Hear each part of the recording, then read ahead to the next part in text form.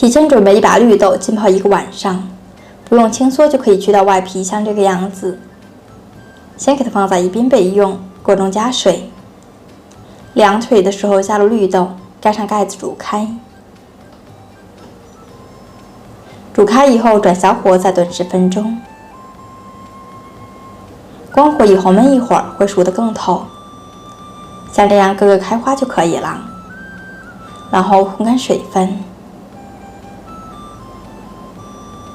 倒在碗中，加上50克白砂糖，300毫升清水，搅拌均匀，放在一边备用。碗中加入100毫升清水，30克白凉粉，搅拌均匀，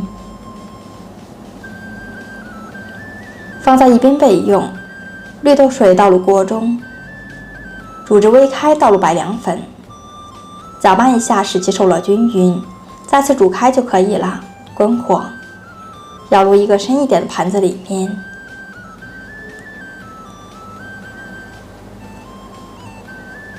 不用在外面冷却了，直接放在冰箱的冷冻层，冷冻1个小时左右。1个小时以后已经完全凝固成型了，一定要放在冰箱里面，这样不容易变质。然后给它倒扣脱模，晶莹剔透的，特别的好看，成型呢也特别好，特别 Q 弹。我们在吃的时候可以给它切成小块，更方便食用。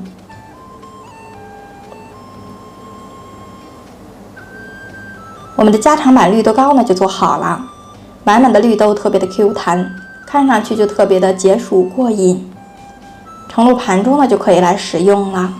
夏天呢整天煮汤或者是熬粥呢都吃腻了，可以来尝试一下这种做法，清凉爽口，咬上一口浓浓的豆香味，软糯香甜，健康营养不添加。